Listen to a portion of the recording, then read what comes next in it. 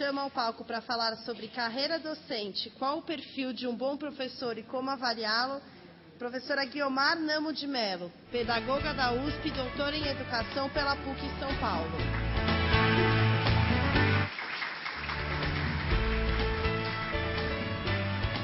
Chamo também Gabriela Moricone, coordenadora geral de Instrumentos e Medidas Educacionais da Diretoria de Estudos Educacionais do INEP-MEC.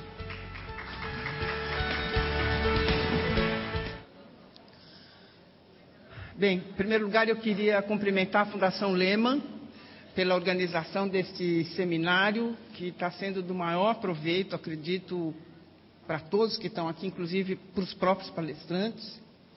E dizer que é muito interessante a gente estar falando com o pessoal dos municípios. Eu estava brincando na mesa do almoço, que eu provavelmente não vou ver, mas eu não dou 50, 60 anos para o ensino médio estar municipalizado no Brasil. Não chegarei lá, muitos de nós não chegarão, mas eu tenho certeza disso porque eu já vi o processo. Estou vivendo o processo há quase 45 anos, então eu estou vendo o caminho dele. Nós vamos falar sobre profissão do professor.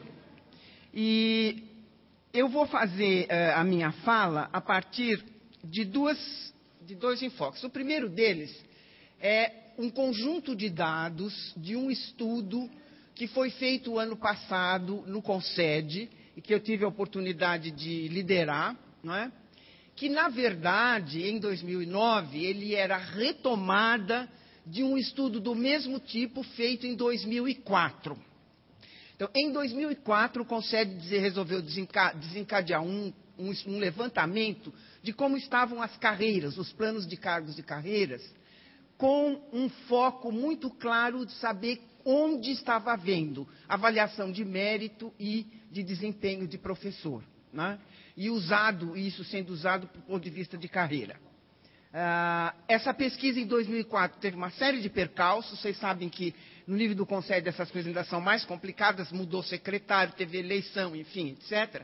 E só foi retomar, ela parou e ela foi retomada em 2009. Então, a primeira parte, eu vou falar um pouco disto.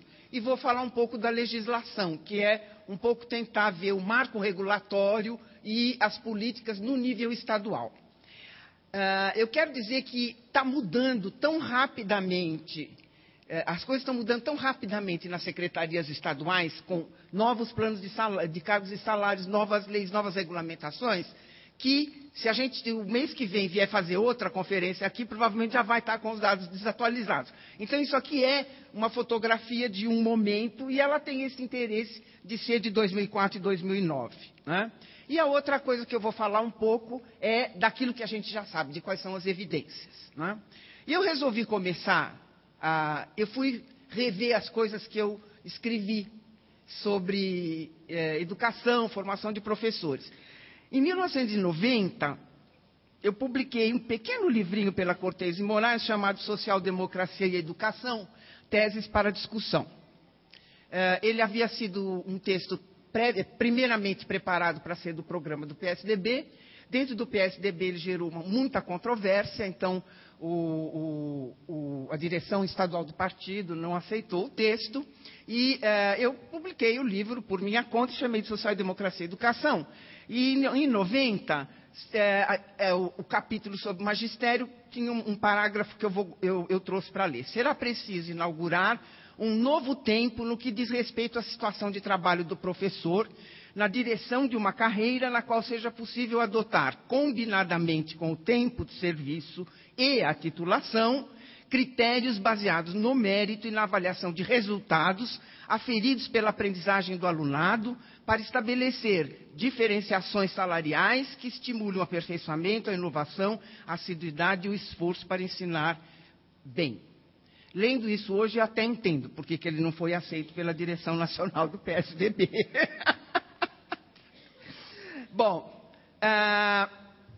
o gabarito, eu acho que para a gente falar sobre estas coisas, tem que ser o que está posto nas nossas falas há tantos anos, nas pesquisas e nos acontecimentos internacionais. Não é?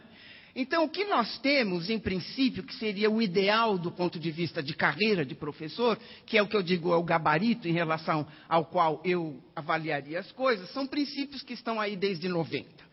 Começava com recrutamento e atração dos mais capazes. Ou seja, ter a possibilidade de ter gente melhor entrando no magistério. Ingresso por concursos. Não se esqueçam que há 15 anos atrás, eu acho que 80% dos estados desse país não tinha concurso. Não é? Quando eu saía de São Paulo e ia para o Nordeste, eu via a diferença que era isto. Ter um estágio probatório com as experiências de iniciação a docente de acordo com uma política pedagógica adotada no sistema. Quer dizer, você quando entrar com um professor na carreira de um determinado sistema, ele ter uma iniciação que não é uma iniciação qualquer. É uma iniciação do que ele vai fazer naquele sistema. Que, no fundo, é o que Cuba faz, sendo uma ilha na dimensão que ela tem, é aquilo que Cuba faz. Aliás, Cuba já começa no curso de formação inicial. Como o currículo é único, desde o primeiro ano da licenciatura, o professor já está estudando o currículo que ele vai ensinar. Não é?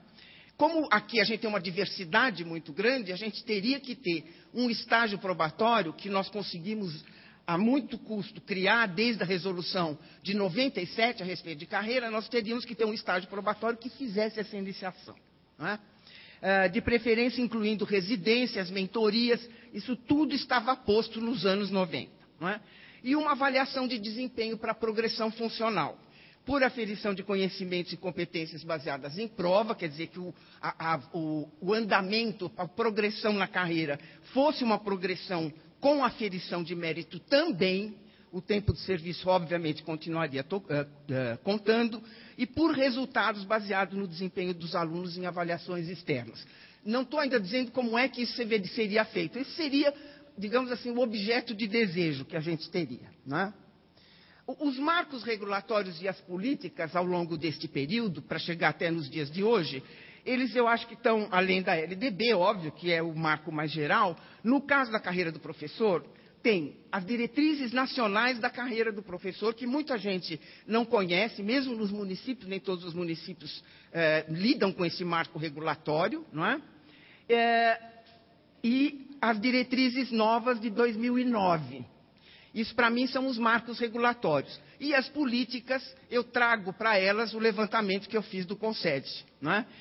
De 2004 e de 2009. Em 1997, nós estávamos discutindo carreira do professor no Conselho Nacional de Educação. Quais foram os pontos importantes desta resolução de 97? Primeiro, ingresso por concurso público. Já estava na LDB, mas na LDB não estava tão claro. Quer dizer, ter concurso público foi um avanço imenso no Brasil. Pode chamar isso de processo seletivo também, quer dizer, ter critérios de ingresso que não fossem os chamados canais competentes. Na Secretaria da Educação do município, quando eu assumi em 1985, tinha um sofá na minha sala que chamava canais competentes. Verdade. Isso é conhecido no município de São Paulo, é uma lenda muito sabida. Atualmente, poucas das pessoas daquela época ainda estão atuando, porque já são aposentadas. Mas vocês podem perguntar para os aposentados que tinha um sofá no gabinete do secretário que chamava canais competentes, né? Onde os professores que queriam ingressar no magistério passavam. Parece incrível, né? Mas isso foi em 1985. Não foi 1885. Foi 1985. Já há 2 décadas do final do século. Nós conseguimos colocar nas diretrizes o estágio probatório, mas, como tudo neste país, como é nacional, ele fica solto. Então, o estágio probatório, é de acordo com a imaginação e a fantasia de cada um. Nós conseguimos colocar os 20% a 25% de hora atividade, introduzimos a avaliação de desempenho mediante padrões de qualidades a serem estabelecidos em cada sistema. Outra coisa vaga também, o que é um padrão de qualidade estabelecido em cada sistema. Nós introduzimos os exames periódicos de conhecimento do conteúdo a ensinar, que era uma coisa que todo mundo, havia um consenso sobre isto. e uma estrutura de cargos e salários segundo a titulação acadêmica, de graduação e pós-graduação, que talvez tenha sido uma miopia enorme da comissão, eu incluída, que trabalhou esse tema no Conselho Nacional de Educação, já que todas as pesquisas mostram que pós-graduação, mestrado e doutorado têm uma relação negativa com o desempenho do professor. Não é que não tem relação nenhuma, tem uma relação inversa. O levantamento do CONSED em 2004. Quais foram os avanços que a gente viu mais nas normas do que na prática? A maioria dos planos de cargos e salários dos estados havia introduzido uma jornada de trabalho de acordo com as diretrizes. Claro, naquilo que era fácil, que era ter uma jornada de trabalho com pelo menos mais 20% de hora-atividade, que era uma reivindicação muito antiga do próprio sindicato dos professores, isso foi introduzido rapidamente. Todos os estados que apresentaram, e foram em 2004, foram 26 estados, quer dizer, praticamente a totalidade, eles tinham uma jornada de trabalho e tinham introduzido um plano de cargos e salários de acordo com a hierarquia acadêmica. Então, esse foi uma falta de visão nossa que passou rapidinho. Parece que assim, aquilo que não é bom vai rápido, não é? Aquilo que deveria ir mais rápido demora muito. Todo mundo estabeleceu hierarquia por mestrado e doutorado. E muitos estados introduziram, como São Paulo, a bolsa mestrado, a bolsa doutorado, onde você dá a bolsa para o professor, ele sai, ele faz a bolsa ganhando salário, etc., etc., quando toda a pesquisa está dizendo que não tem nenhum impacto no desempenho dele. Quase todos os planos de salário estavam prevendo uma avaliação de desempenho, mas não tinham nenhum. Nenhum estado falava em avaliação de desempenho, mas dizia que estava estudando, que tinha uma comissão. Eu acho que Tocantins tinha, naquela época, era uma coisa assim, bem pontual mesmo. E todos eles previam que iam fazer concurso. Não estavam ainda fazendo concurso em 2004. O que em 2004 ainda faltava regulamentar e eles indicavam que havia resistência? O estágio probatório, ninguém havia regulamentado e provavelmente acho que ninguém ainda regulamentou o estágio probatório. A avaliação de desempenho também era um problema complicado e a supervalorização do tempo de serviço estava bem regulamentado. O tempo de serviço era a coisa que mais os planos de salário, de cargos e salários prestavam atenção. A progressão na carreira com base em critérios tradicionais ou subjetivos era bem claro, sem nenhum atendimento daquilo que estava nas diretrizes de aferição de conhecimento. Por exemplo, os critérios eram pontuação de certificado segundo a carga horária e a participação, certo? Quer dizer, não era um critério de mérito propriamente dito. E em 90% dos casos não havia nenhuma aferição por área curricular. Em 2009, o CONSED resolveu atualizar o estudo. Então, ele mandou de novo os mesmos questionários já respondidos em 2004, e os estados que haviam introduzido mudanças, aí sim estes se manifestaram dizendo o que tinha mudado, o que tinha melhorado, o que tinha regulamentado, enfim, o que se poderia agregar da situação de 2004. Foram 11 estados que relataram estas mudanças da situação de 2004. Os demais, se tenha ficado bem claro que se eles não se manifestassem é porque a situação se mantinha a mesma. Em 10 dos 11 estados haviam sido realizados concursos. Então, realmente, isto é um acontecimento importante. Porque eu me lembro quando a Leda Tajla era secretária da Educação do Maranhão, que em São Luís tinha passeata de professores, de diretores, etc., contra os concursos. Não é? Então, realmente, isso significou um avanço muito grande. Não é? As provas dos concursos, nos 11 estados informados, que foram os que fizeram o concurso, foram de proficiência em língua portuguesa para todos os candidatos, o que é um avanço, uma iniciativa muito boa, conhecimentos pedagógicos também para todos os candidatos e conhecimentos de provas com conhecimentos específicos para os candidatos de cada disciplina. O que fica no limbo aqui, que ninguém sabe, o professor polivalente. Porque quando o Estado informa que ele fez prova por disciplina, é para professor de 6º a 9º ou de ensino médio. O professor de 1ª a 4ª não entra aí na contagem de professor que precisa de conhecer disciplina. Ele, em geral, não precisa de conhecer disciplina, ele fica com os conhecimentos que ele trouxe do ensino médio.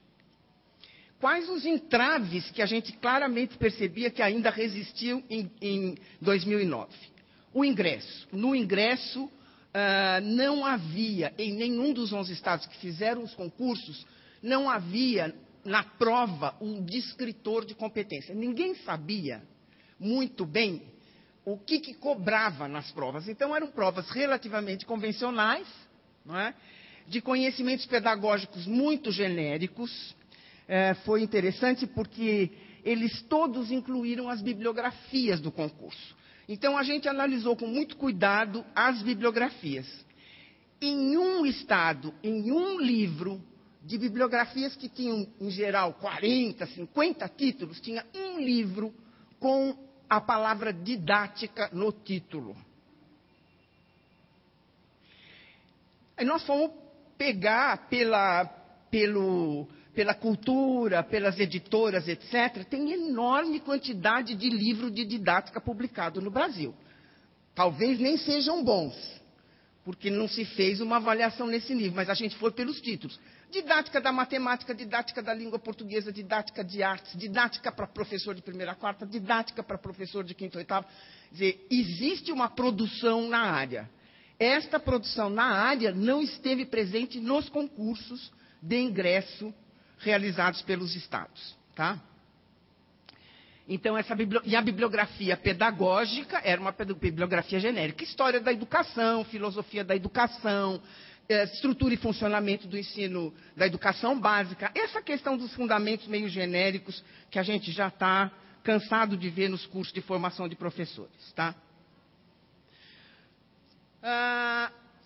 Os estados continuaram informando que a atratividade pelo magistério continuava sendo muito pequena, e isso foi, há pouco tempo, confirmado pela investigação que a Bernadette fez para a Fundação Vitor Tivita, pela Fundação Carlos Chagas, de grau de atratividade do magistério. Não sei se vocês já viram, no site da Fundação Vitor Tivita, tem já os resultados da pesquisa, que, de certa maneira, complementa o trabalho que a Paula fez também, mas a Paula fez só com os cursos de pedagogia, a Bernadette fez com todas as licenciaturas. E confirma essa ideia de que ninguém quer ser professor.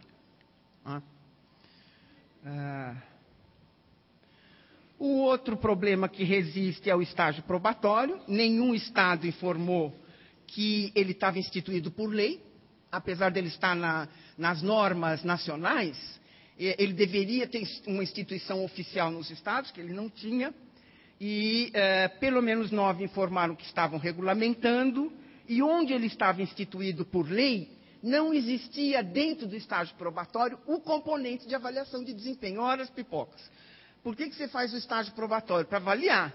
E como é que você avalia? Você deveria estar avaliando pelo desempenho. Como não há avaliação por desempenho, o estágio probatório é formal. Quer dizer, a gente depois fez uma devolutiva, que nem todos os estados responderam, mas dos 26 estados, 7 responderam, porque a gente perguntou, alguma vez alguém já foi dispensado depois do estágio probatório? Dos 7 que responderam, nenhuma. Não sei se vocês conhecem casos de pessoas que não passaram no famoso estágio probatório. Né? A avaliação é muito, dentro do estágio probatório, também é presa a critérios bastante subjetivos. Né? A avaliação de desempenho é uma coisa muito impressionante. Os principais critérios apontados foram capacidade de iniciativa, criatividade, zelo, respeito e compromisso com a instituição, responsabilidade, disciplina e idoneidade moral. Vejam que todas essas características são características totalmente sujeitas à subjetividade de quem está avaliando. Correto? E todos se declararam insatisfeitos com a avaliação de desempenho. Ninguém gosta da avaliação de desempenho. Em conclusão, eu acho que no exame dessas questões, o que a gente pode concluir é o seguinte: em 15 anos, o maior avanço que nós tivemos foi a realização de concursos. Acho que realmente este foi uma briga ganha que a gente tem que continuar. Mas ainda está muito longe do gabarito. Poucos avanços na avaliação de desempenho, o estágio probatório formal, o tempo de serviço ainda tem um grande peso, a indústria dos certificados apenas se graduou, nós graduamos a indústria dos certificados. Na minha época, eram os cursos de 40 horas, da PUC, de não sei onde. Agora são os mestrados, as especializações, etc. Todo mundo faz mestrado, todo mundo faz, pelo menos, lato sensu. E pouquíssimos estados adotaram políticas de progressão funcional aprovadas por provas de merecimento ou de conhecimento.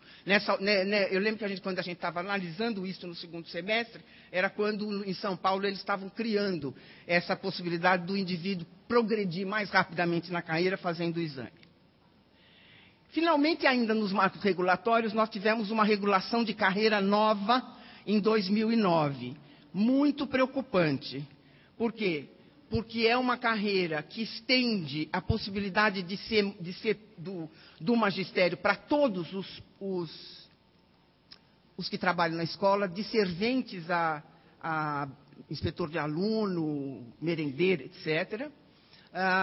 Foi uma briga enorme. Por intervenção do CONSED, eles deixaram para cada sistema decidir isto. Né? Queriam fazer desde do sistema nacional, mas não conseguiram. O desempenho não foi definido, continua vago.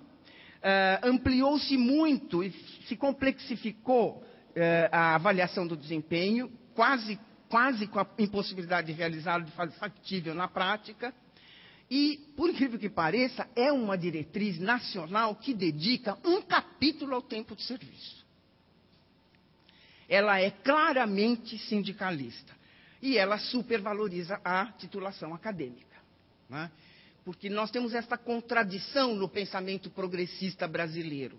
A gente é contra o ensino privado, mas a gente joga toda a nossa água no moinho do ensino privado, na medida em que a gente coloca 3 milhões de professores na boca para fazer especialização. A especialização será o próximo caça-níquel do ensino privado, vocês não tenham a menor dúvida, porque todos os estados, pelo menos os estados, estão dando um enorme valor para a especialização, para o mestrado e para o doutorado. Que revela, e gostaria de fazer uma observação sobre isto, revela um equívoco sobre a função do professor. Porque o mestrado e o doutorado no Brasil, eles foram organizados para preparar o professor de ensino superior. Se cumpriram ou não esse objetivo é uma outra questão. Mas a sua missão é a preparação do professor de ensino superior. Não é a preparação do professor de educação básica. Não é? Então, o que a gente faz? A gente transfere para a preparação do professor da educação básica um conjunto de critérios que, se fossem levados a sério nos mestrados e doutorados, eles seriam um absurdo para o professor da educação básica. Por exemplo, no doutorado é importante saber quantos artigos você publica nas melhores revistas. Não é o caso do magistério de educação básica. Não é? Quer dizer, o magistério de educação básica é outra coisa. O pior é que os mestrados, e esse levantamento a gente fez muito informalmente no CONSED, os mestrados para os professores de educação básica não são para formar professores de professores. É uma coisa muito louca, porque é mestrado sobre tudo. Ainda se fosse, por exemplo, eu tenho um mestrado de História para preparar professores que vão dar aula nas licenciaturas de História. Ainda fazia algum sentido. Não é isto. Efetivamente não é isso. Os mestrados no Brasil são todos eles voltados para os interesses dos docentes que atuam nos mestrados. Então, se eu tenho um docente interessado em Alexandre, no período de Alexandre, ele não vai dar história brasileira, porque ele é totalmente livre para dar o que ele quiser. E aí o professor de História vai fazer um mestrado de História, onde ele vai aprender uma coisa que não tem nada a ver com o programa de História que ele vai dar. Enfim, é um total, é um samba do crioulo doido, digamos assim. Não é? O que a gente sabe sobre o que incide no desempenho de um professor? Aí nós já saímos dessa primeira parte de marcos regulatórios e políticas para fazer um voo, digamos, sobre o que as investigações dos anos recentes mostram. Entre os fatores que a escola controla, o professor é o que tem isoladamente mais peso no desempenho dos alunos. Isto é reiterado tanto nas pesquisas feitas no âmbito da OCDE, quanto nas pesquisas feitas nos Estados Unidos, quanto nas pesquisas feitas na América Latina. Seria até interessante ver se a gente tem dados sobre isto a partir de Prova Brasil e de Enem, com os professores daqui.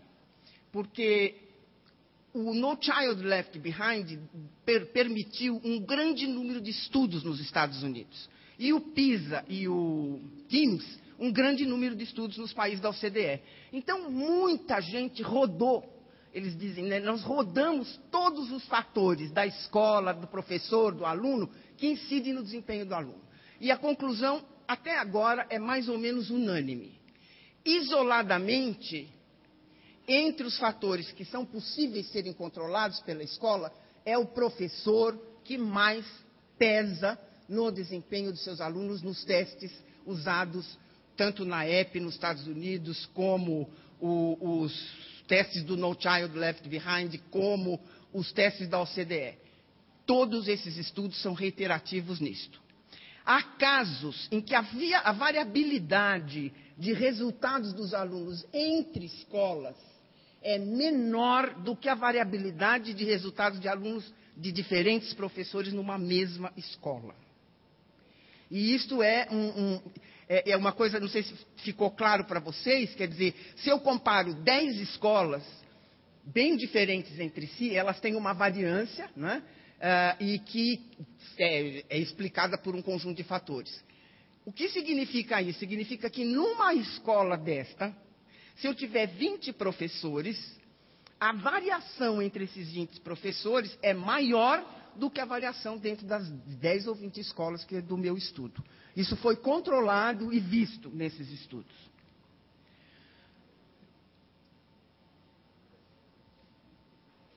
Espera aí.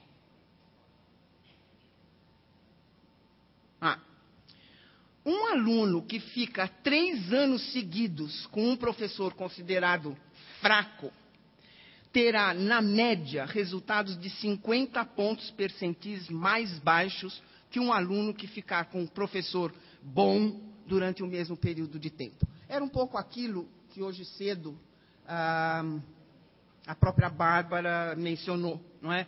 Quer dizer, o efeito do bom professor sobre o aluno, em termos de quantidade de conteúdo vencido num determinado período de tempo, em geral o ano letivo, é muito grande nesses casos.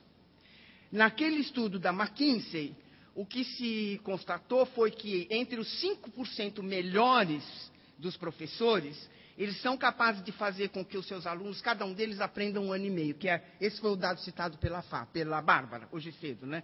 E entre os 5% piores, os alunos deles avançam apenas metade do tempo previsto. Quer dizer, um rende 1,5, o outro rende meio, né?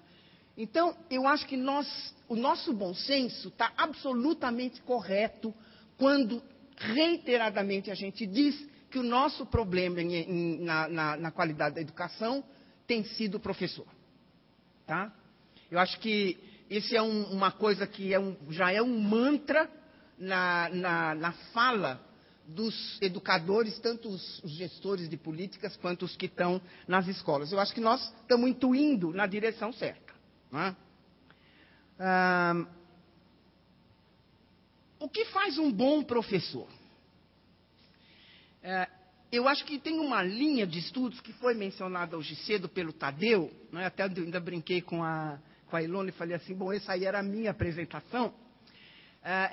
O Tadeu mencionou uma linha de estudos que é um pouco esta volta para a sala de aula. Eu vejo isto na minha história como um momento assim, o barco que saiu do porto e atravessou o continente, sofreu tempestades, afundou, foi recuperado, e ele está voltando para o porto novamente. Porque a minha tese de mestrado, há 40 anos atrás, era a observação da interação professor-aluno na sala de aula. Então é muito interessante isso. Mas eu acho que é um novo momento, este. Não é aquele momento que eu recuperei as escalas que tinha de observação de interação professor-aluno, que elas tinham uma conotação mais psicossocial. Eu acho que agora, as escalas como esses Tales, que a Fátima e a Madalena apresentaram hoje cedo, ela tem efetivamente uma conotação pedagógica, né? Eu, na minha ignorância pedagógica dos 30 anos, eu nunca percebi que aquilo que eu estava fazendo era muito mais psicologia social da educação do que educação propriamente dita. Mas, enfim, é o preço que as gerações futuras pagam pelos erros da nossa ignorância.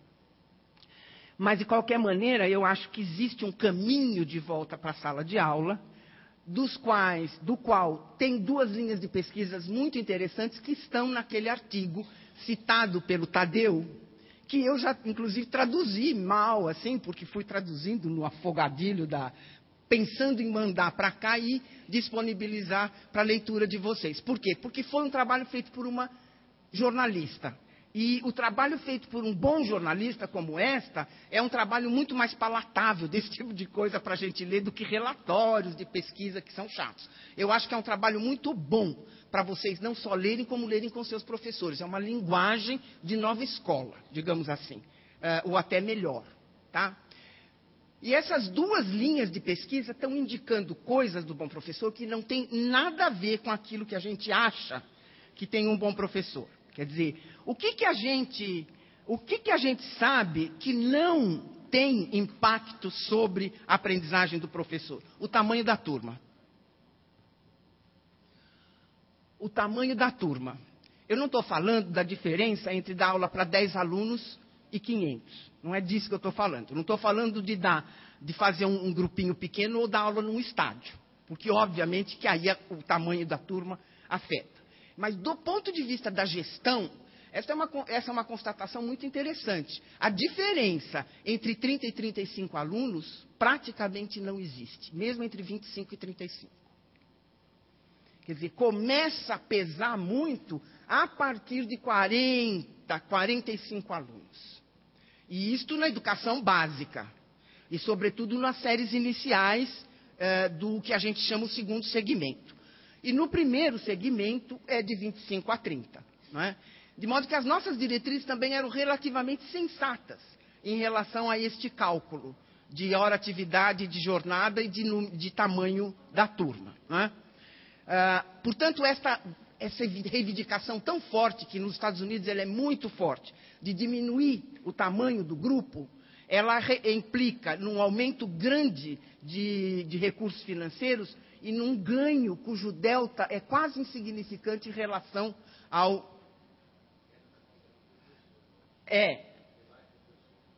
E além disto, fiquei careca de ver no Nordeste inteiro, quando eu preparei o projeto Nordeste, prefeito que vinha pedir para construir escola, porque as escolas tinham 3 turnos. E a gente ia conferir a matrícula, ele tinha matrícula para 2, em alguns casos ele tinha matrícula só para 1 turno.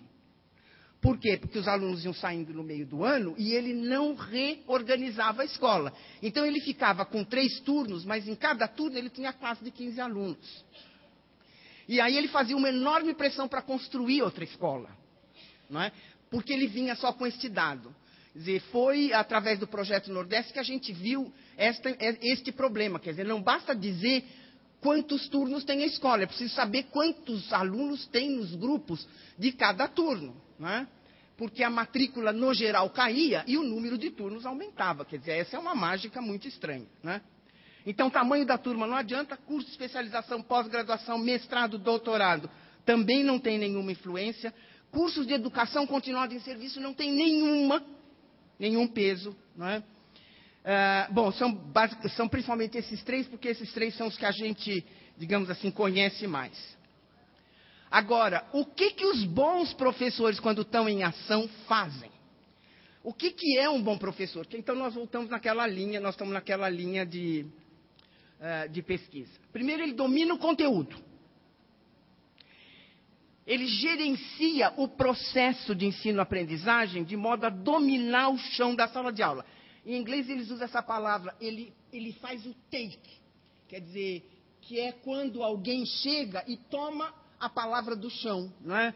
Se fala muito, inclusive, em assembleia, etc. A palavra está on the floor e eu venho e tomo a palavra. Ele tem este dom de não deixar cair a peteca. Não é?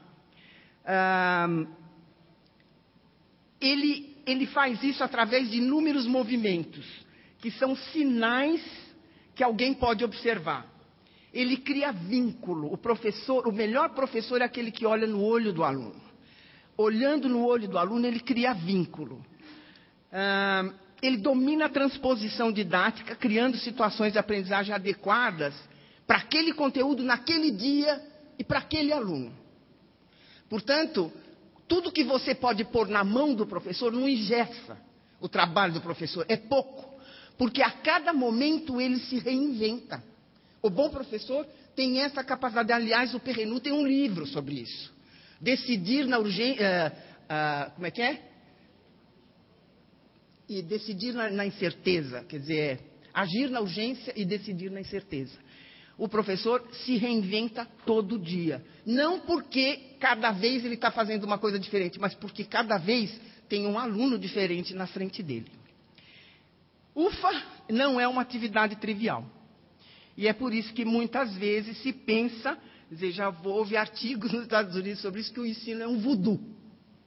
Certo? Ninguém aprende a ser este excelente professor. Um excelente professor nasce feito ou não se pode ensinar. O que, obviamente, tira da gente qualquer possibilidade de intervir, tanto no curso de formação quanto na educação continuada.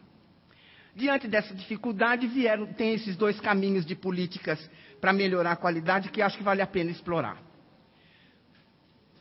O primeiro é desenvolver sistemas de avaliação de professor. E aqui a gente pode dar notícia de pelo menos 3 que estão fazendo sistemas bastante interessantes. Um deles é o Chile, quer dizer que com terremoto ou sem terremoto, continua sendo um país super sério em matéria de avaliação. Né? Eles fazem tudo isso com terremoto, diga-se de passagem, de modo que Deus deve ser mesmo brasileiro. O Chile tem um sistema de avaliação que chama Docentes Más. O Docentes Más é um sistema de avaliação muito trabalhoso, muito longo. Ele começou com uma lei nacional que foi discutida no parlamento e em várias instâncias da sociedade civil, e que se chama Lei de la Buena Enseñanza, aonde lá se diz o que é um bom ensino. Mas não é que se diz, se coloca na lei, né? Se aprova no parlamento, a sociedade conhece isso, os pais conhecem isso, e esse é o gabarito em relação ao qual o Docentes Más faz a avaliação dos professores. A avaliação inclui portfólio, inclui vídeos, inclui avaliação de pares e inclui avaliação de superiores, inclui provas de conhecimento, mas não inclui resultados dos alunos desses professores nas avaliações externas da educação básica. O TALIS é o Teacher and Learning International Survey, que é o da OCDE, que é um sistema similar, mas ele tem um processo de certificação também, e ele é executado em cada país. E o sistema de avaliação do que atualmente nos Estados Unidos está sendo conhecido como CMO, Charter Management Organizations. As Charter Schools nos Estados Unidos são escolas cooperativas, como já houve no Brasil, no município de Londrina, no Paraná, né, que são escolas que recebem do poder público um per capita, e elas administram este per capita, e elas prestam contas dos resultados. Elas são escolas públicas de gestão privada, assim que elas eram chamadas em Londrina. E este é mais ou menos o modelo das Charter Schools nos Estados Unidos. Vários estudos já estão mostrando que o desempenho dos alunos das Charter Schools é melhor. Há algumas controvérsias em alguns lugares, mas, no geral, o último survey, o último levantamento que saiu da Charter Schools, revela que os desempenhos dos alunos da Charter Schools são melhores. Começou a haver um número grande de Charter Schools que começaram a se reunir nisso que eles estão chamando de organização de gestão escolar, no fundo, não é? E que inclui, então, várias Charter Schools. Esse sistema do LEMOV, que foi o que o Tadeu citou hoje cedo no artigo dele, foi desenvolvido em um desses CMO, que chama Uncommon Schools, que é de Chicago, onde tem o trabalho desse LEMOV. Uma outra linha de intervenção é usar a avaliação para a formação do professor. Quer dizer, é a avaliação para aperfeiçoar o trabalho do professor. Hoje, nos vários países, no que diz respeito a professor, fala-se muito em assessment for improvement. Quer dizer, avaliação baseada em dados para melhorar o desempenho do aluno. Que ou é dados que vêm de uma prova de fora, então entra numa linha muito semelhante àquela que o Chico Soares estava discutindo aqui, onde você, aluno por aluno, você faz um diagnóstico do ponto em que ele está, o que está dominado e o que não está dominado, e como que você trabalha com os alunos que não estão dominando um determinado conteúdo considerado o tal 200, estabelecido aqui. Né?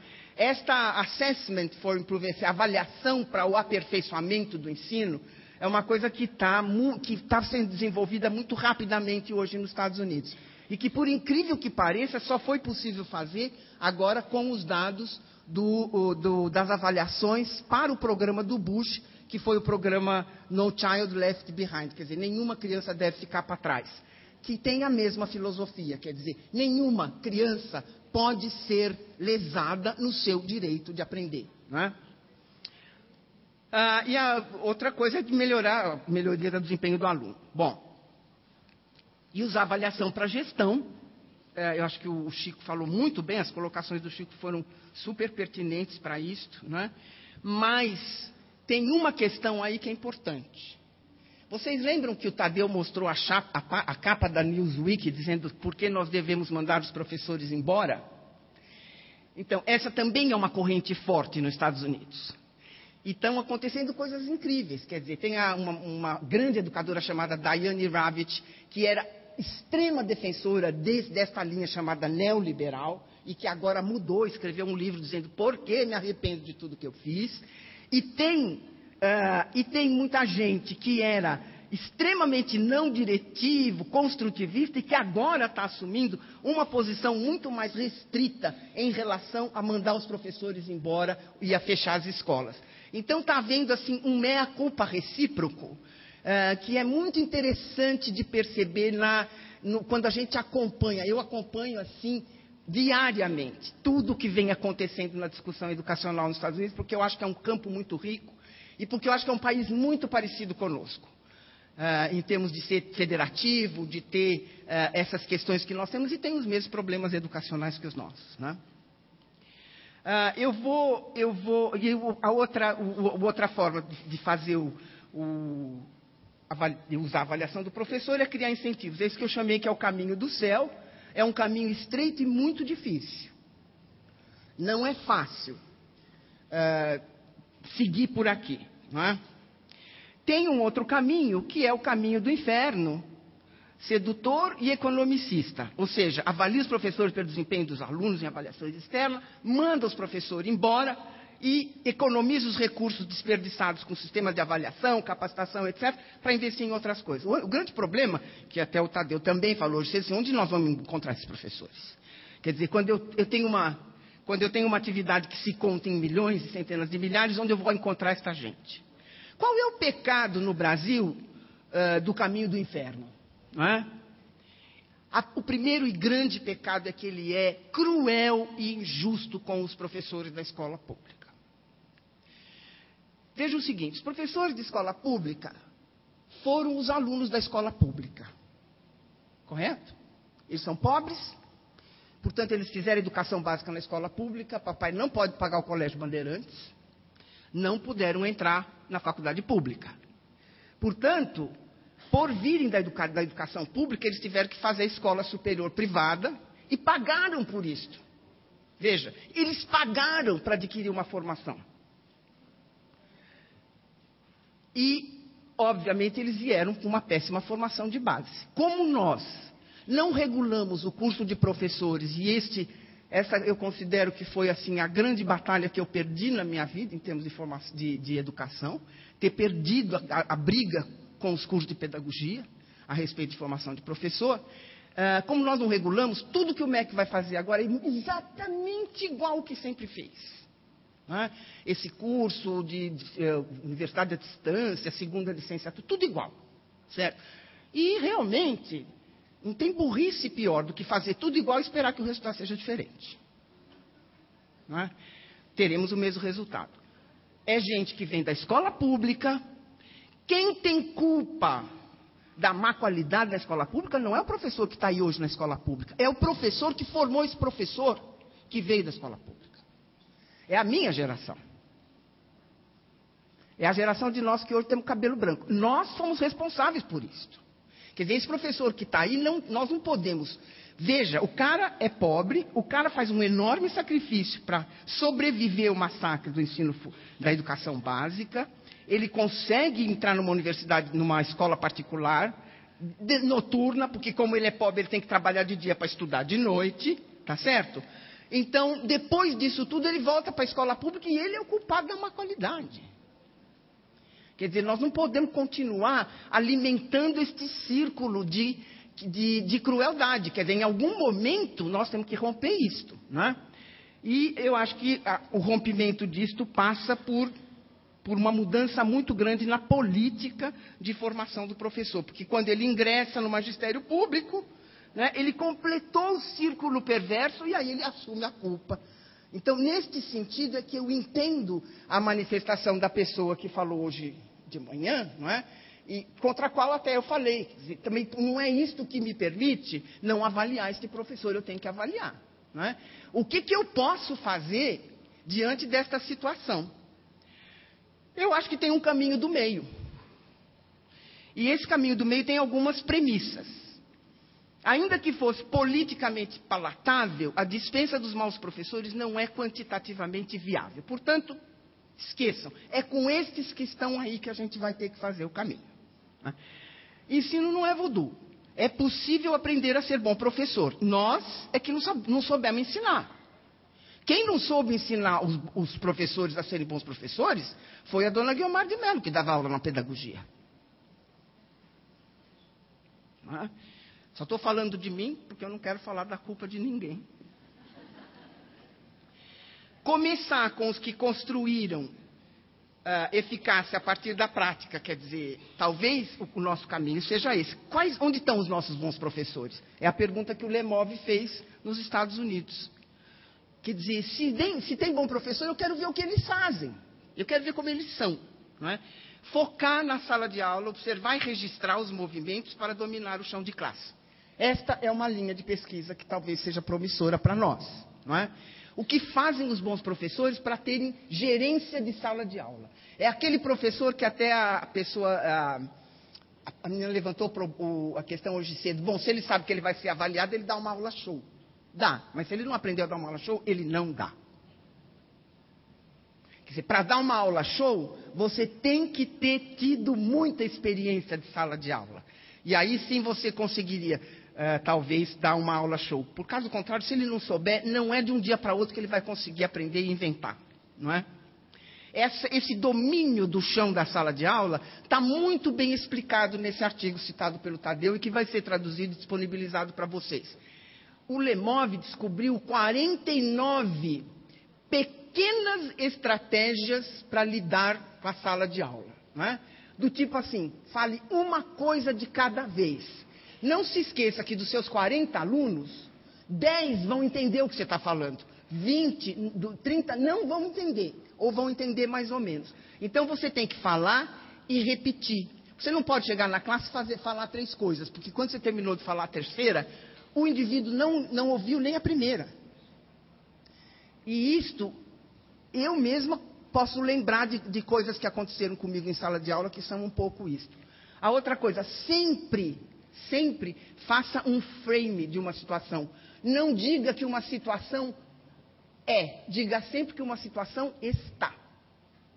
Quer dizer, não faça uma afirmação definitiva em relação à dinâmica da sala de aula. E assim por diante, essas 49 estratégias estão num livro que chama Ensine como um Campeão. 49 estratégias para pôr o seu aluno dentro da universidade.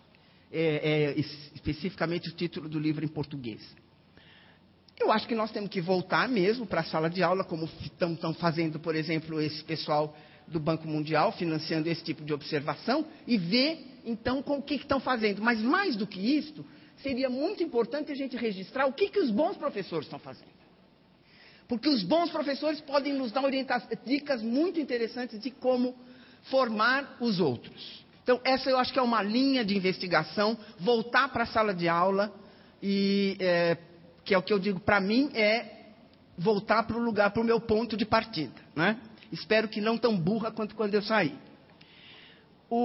A segunda linha é uma linha de trabalho que é bem mais acadêmica, ela é bem mais difícil, mas eu acho que ela é necessária. É a linha de saber como tem que conhecer aquele que vai ensinar. Basicamente, é sobre a didática, mas não é sobre a didática que a gente conhece nos nossos cursos de educação. É sobre a didática de como se aprende ciências. Quais são os processos, as operações mentais e os contextos que entram no aprendizado de ciências e que o professor tem que dominar. Quem começou a desenvolver uma linha de trabalho como essa foi uma mulher chamada Deborah Ball, da Universidade de Michigan. Ela é professora de matemática e ela começou a filmar as próprias aulas. E ela percebeu que ela tinha um enorme desconforto quando um aluno errava, mas ela não entendia o erro.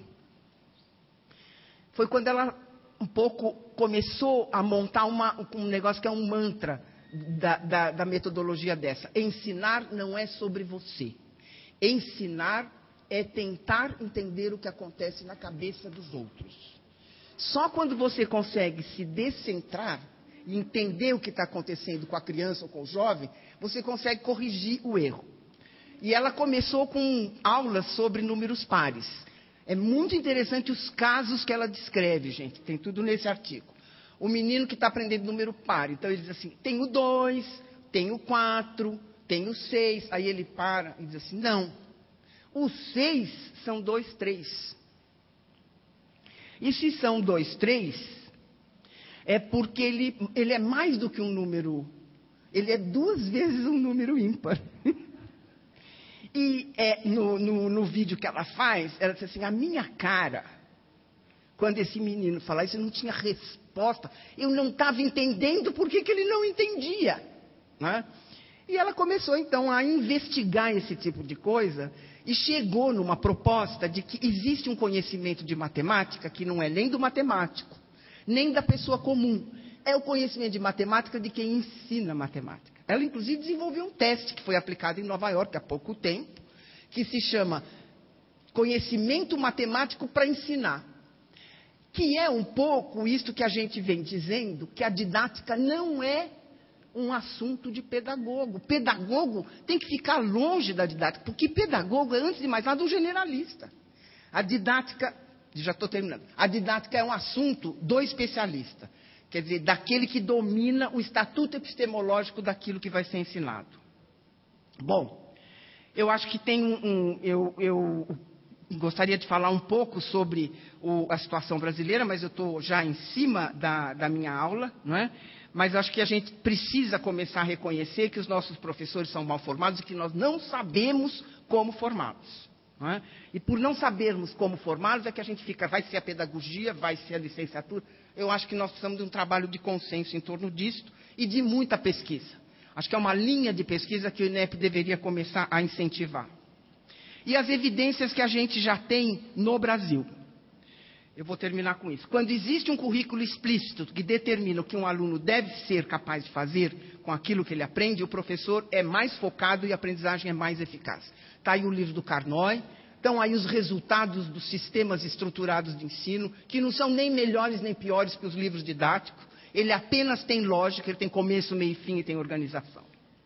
Um currículo não é apenas um rol de conteúdos, ele inclui o tratamento, as estratégias, as atividades do professor e do aluno e tudo mais que é preciso para fazer a avaliação e a recuperação.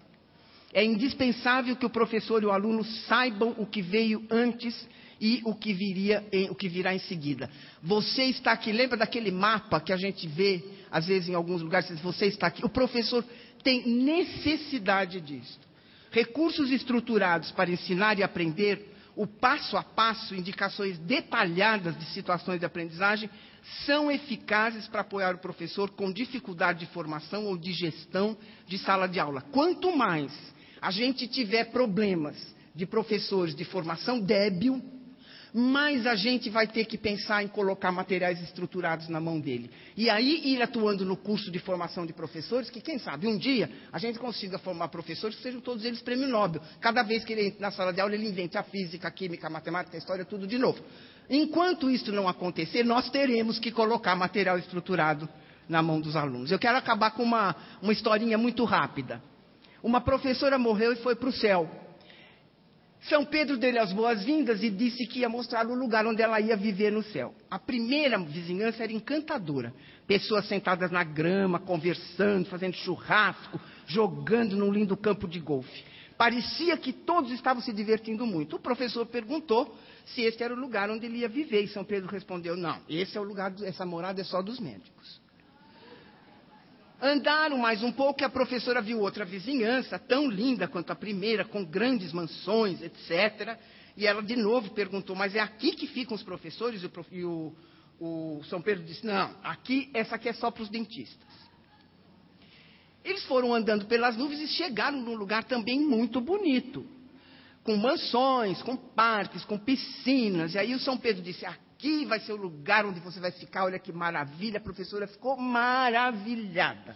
Mas, de repente, ela notou que estava vazio. Não tinha ninguém. Ela começou a falar, onde foi todo mundo? Ela pensou, onde andariam? Perguntou para São Pedro, será que não havia professor no céu? E São Pedro disse, tem um monte. Tem muitíssimos professores no céu. Eles vão chegar todos amanhã. Hoje eles estão no inferno fazendo um curso de capacitação. Obrigada.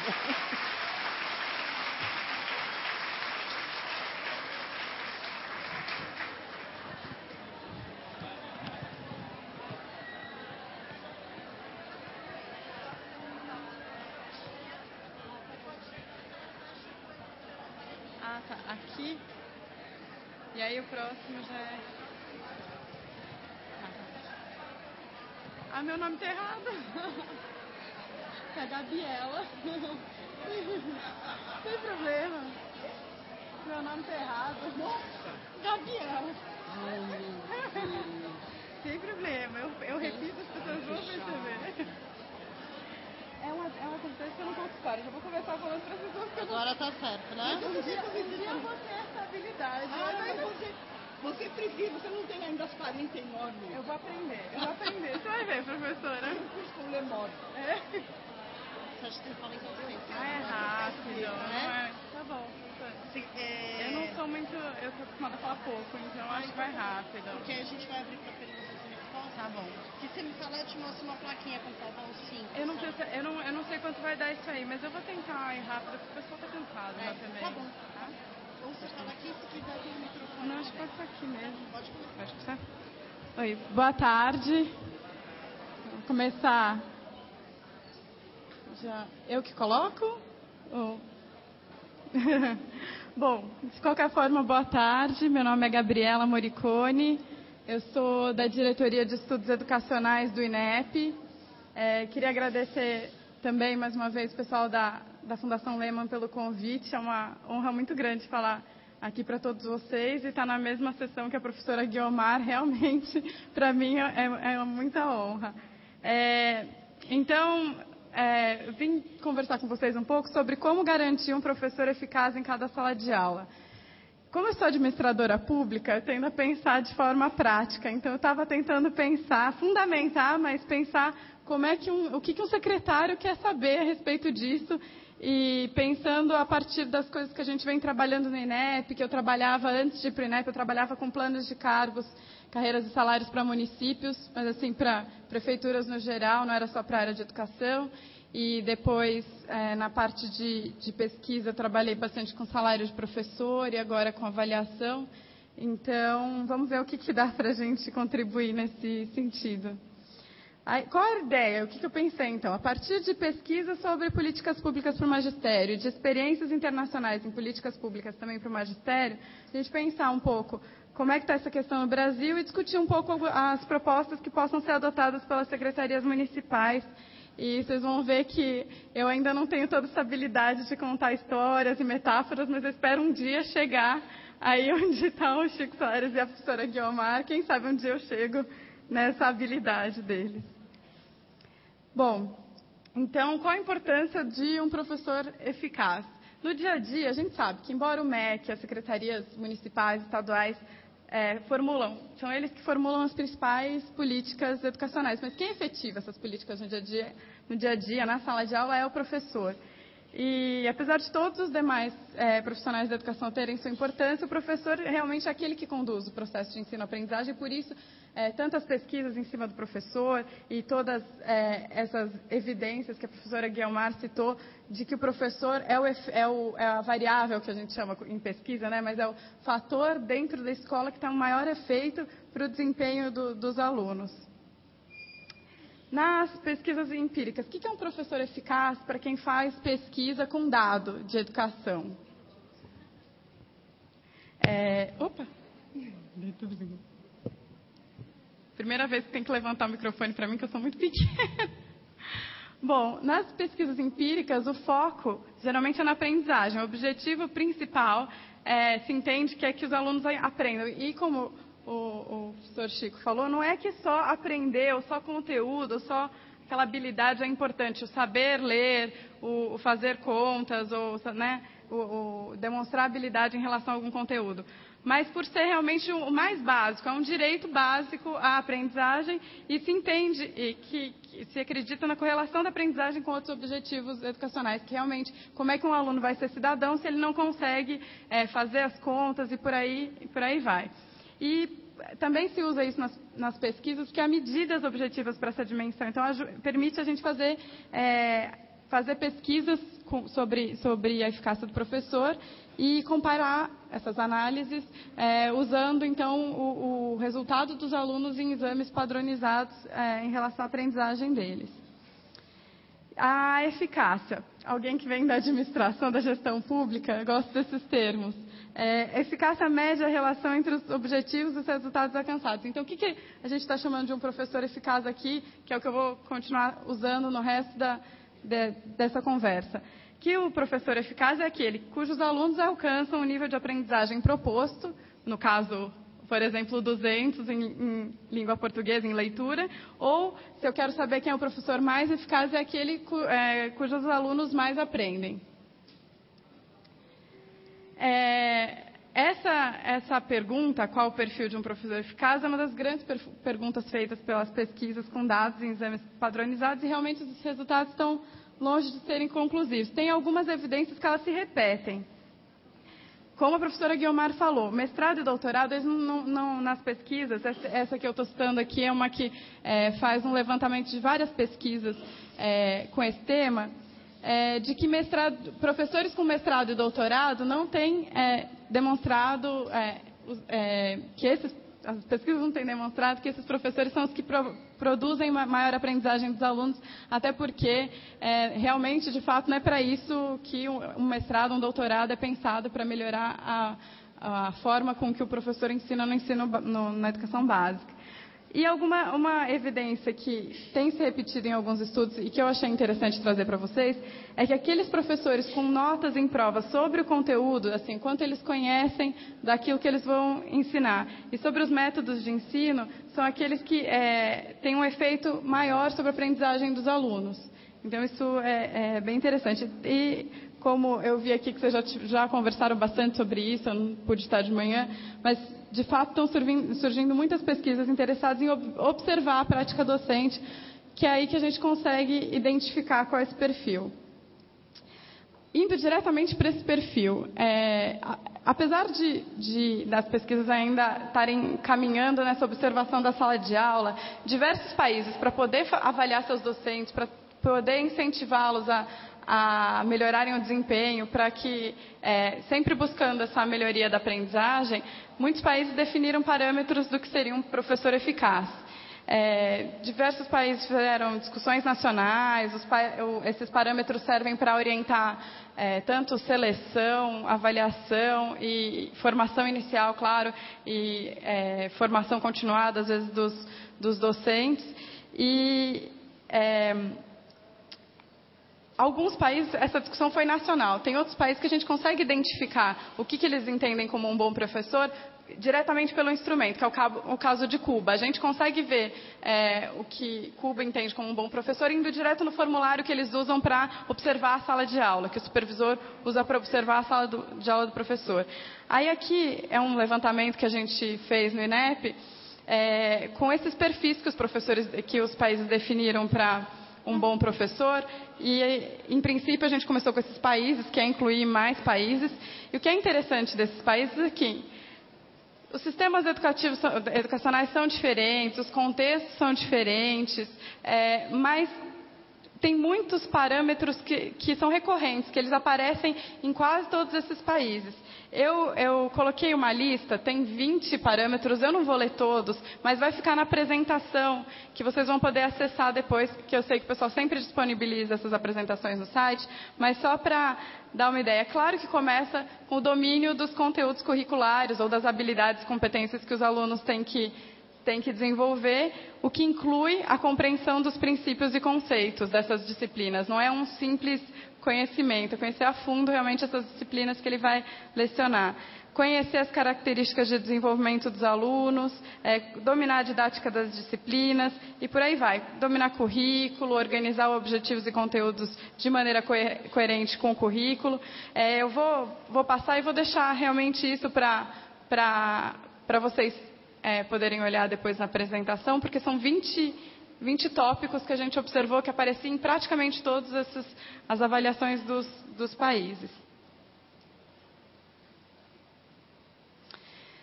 Tá certo. Então, a gente observa que isso já dá um parâmetro para a gente começar a olhar o que é um bom professor. Já tem gente pensando nisso, já tem alguns itens que dão início para essa discussão em cada rede.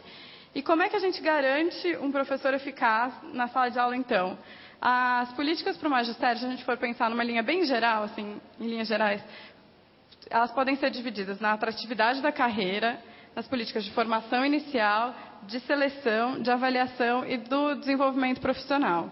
No caso aqui, as redes municipais têm uma implicação direta, têm atuação direta em todos esses pontos, menos na formação inicial, que essa atuação não é tão direta. Então, eu vou focar principalmente na atratividade e na seleção, que é com que eu tenho trabalhado mais, e fazer só alguns comentários sobre avaliação e desenvolvimento profissional. Então, o que se quer com a atratividade da carreira docente? O que se pretende é atrair candidatos com grande potencial para alcançar aquele perfil que eu citei. Do que se trata isso? Porque como é que a gente vai descobrir se a profissão é atrativa, não é atrativa? É uma medida que depende sempre da comparação entre a carreira docente e as outras opções de carreira. Então, para sempre saber se é interessante para aquele que está decidindo qual carreira vai seguir, qual profissão que vai optar, ele olha a profissão docente e olha todas as outras opções que ele tem em relação à carreira. E para compor essa atratividade, existem diversos fatores que a carreira de educação, que a Secretaria de Educação não tem poder, ou tem muito pouco poder sobre eles, e que podem atrair, podem influenciar a decisão de um professor, de um candidato à profissão docente, e que estão postos, vamos dizer, que é o tipo de atribuição, o tipo de trabalho mesmo, a dinâmica do trabalho, o fato de ser uma profissão com caráter social muito forte, ele quer ajudar, ele percebe que ele está contribuindo para a sociedade com esse tipo de ocupação, o fato dele ou dela ter férias diferenciadas, aquelas férias junto com as férias escolares, ter flexibilidade de jornada de trabalho, que muitos veem isso como não deixa de ser vamos dizer, um incentivo, você poder, num período da sua vida, trabalhar em uma jornada de 20 horas, e por aí vai. Quantidade de distribuição da oferta de postos de trabalho, que é uma coisa que tem aparecido na literatura, porque, de fato, por mais que a gente pode discutir a qualidade dos postos de trabalho, mas a quantidade realmente é uma das profissões, é a profissão com maior número de postos de trabalho, é a de professor da educação básica. E a segurança do emprego, principalmente pela maioria dos professores serem empregados pelo setor público, no caso, os que são concursados, e o fato de ter aposentadoria diferenciada quando você é funcionário do setor público. Então, esses são alguns fatores que a Secretaria não tem, influencia a decisão da pessoa pela profissão docente, mas a Secretaria não tem muito como influenciar, como atuar em cima. Mas tem outras características, outras questões que podem sim ser alteradas por meio de políticas públicas e que a literatura tem apontado como questões importantes para alguém quando decide que profissão que vai adotar.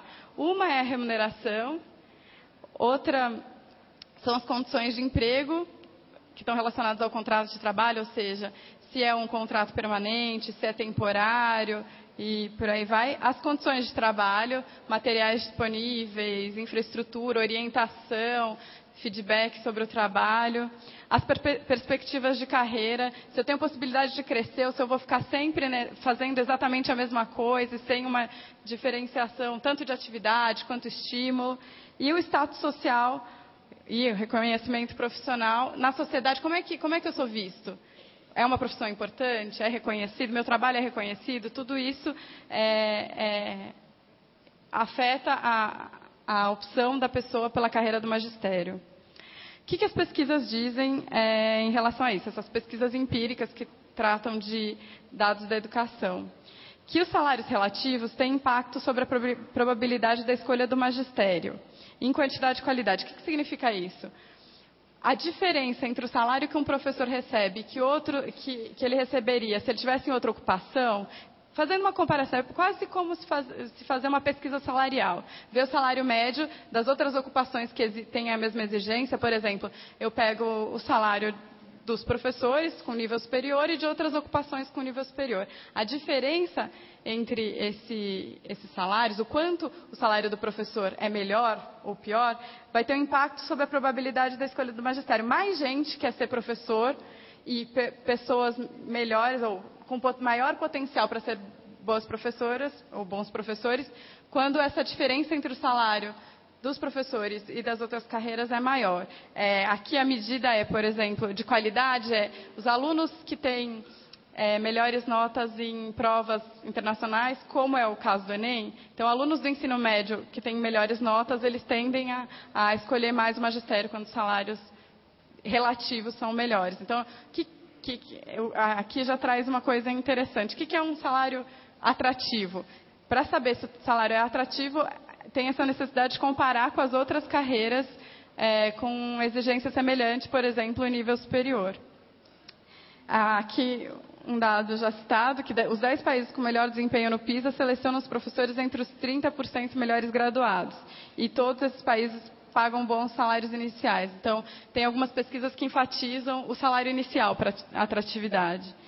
E essa outra pesquisa que eu encontrei, que é uma das poucas que trata sobre condições de trabalho, ela teria impacto não na escolha sobre a profissão, mas na escolha de onde a pessoa quer lecionar. Então, escolas com melhores condições de trabalho atrairiam mais os professores, quem já está na carreira do magistério. Aqui é um exercício que a gente fez lá na diretoria a partir dos dados do Enem de 2007. No Enem tem essa pergunta para os alunos que estão prestando o Enem. Que profissão escolheu seguir? Aí não sei se vocês conseguem enxergar bem o que está escrito, mas dentre aí os que responderam, né, que já teriam escolhido alguma coisa, só 5,2% escolheram ser professor de ensino fundamental e médio. O que foi interessante foi a gente observar o perfil dessas pessoas. Aqui eu selecionei só um dado dessa análise que a gente fez, que é a probabilidade de escolher ser professor de acordo com a nota do candidato no Enem, essa nota transformada de 0 a 100. Então, como vocês podem observar, a probabilidade cai. Quanto maior a nota que o aluno teve, menor a probabilidade dele querer ser professor. O que é triste, é muito triste.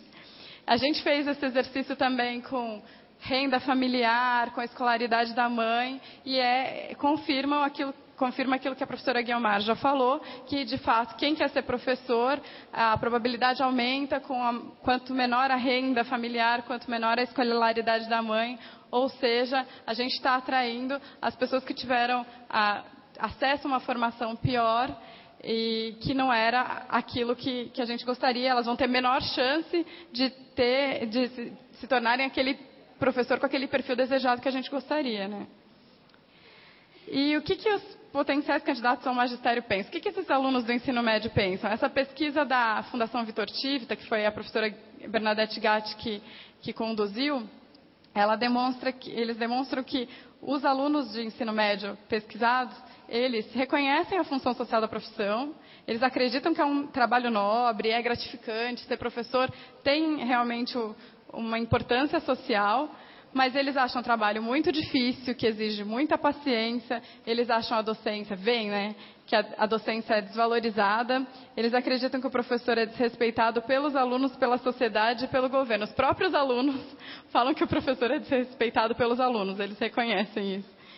E o principal, a conclusão é que eles ressaltam essa disparidade entre a exigência e o retorno que se tem, porque é uma exigência muito grande do profissional, mas que o retorno não seria tão grande. E esse é um adendo, esse último comentário, que eu achei interessante da pesquisa, que os alunos não veem a profissão como detentora de um saber específico que deve ser aprendido. Eles acham que qualquer um pode ser professor, não tem um conhecimento específico. Tudo isso que a gente está falando de conhecer metodologia, didática, gestão da aprendizagem, a visão dos alunos é que isso não, eles não veem isso como importante. E como definir um salário atrativo? Vamos à prática. No curto prazo, quando você tem que contratar professores e você quer atrair esses candidatos com um perfil melhor, ou mais próximo desse potencial, a comparação acaba sendo com os empregadores de pedagogos e licenciados nas áreas específicas. Ali na sua região, fazer como se fosse, ou contratar uma pesquisa salarial, ou fazer uma pesquisa salarial um pouco mais amadora, que também não tem problema. Ligando mesmo para as empresas, eu tenho conhecimento de que salários são praticados na região, por quem emprega pedagogo e licenciado, que é quem você vai contratar ali no curto prazo. Agora, a gente tem que pensar estrategicamente, tem que pensar no médio e no longo prazo. Para mudar de fato a atratividade da profissão, tem que começar a pensar como é que os outros empregadores da região remuneram os profissionais que estão, principalmente ingressando. Quais são os salários iniciais daqueles principais empregadores da região? Isso vai dar vai dar bem a ideia de quanto se está longe ou se está perto do que seria um salário atrativo para realmente atrair esse pessoal do ensino médio, esses alunos com potencial que entendem que hoje entendem que o magistério realmente não é uma profissão valorizada. Uma coisa interessante também que eu sugiro é incluir os demais cargos com exigência de nível superior da prefeitura. A prefeitura dá um sinal muito interessante, pelo menos nessas prefeituras com as quais eu trabalhei, com pesquisa salarial, com planos de cargos, a maioria dos casos, quando você via a tabela salarial, os cargos de nível superior, o cargo de professor era sempre o mais baixo. ou era o segundo mais baixo? Primeiro vinham os fiscais, os procuradores, aí começavam engenheiros, administradores, os professores. Às vezes vinha antes os assistentes sociais, psicólogos, para chegar nos professores, ou às vezes trocava. Os professores vinham depois os psicólogos. Isso demonstra no próprio quadro da prefeitura como é que está se valorizando o professor em vista das outras carreiras que também exigem nível superior. E pelo menos em algumas prefeituras com as quais eu trabalhei havia uma certa margem de alteração aí. Ainda tinha como crescer um tanto o salário do professor. Eu não sei como é que é a situação de onde vocês estão. Mas que uma coisa interessante que eu acho que é importante é pensar os salários dos professores no contexto da prefeitura como um todo. E não simplesmente no gasto de educação. É pensar o quanto a valorização do professor em vista das outras carreiras da prefeitura. E como selecionar um candidato com potencial para ser um professor eficaz?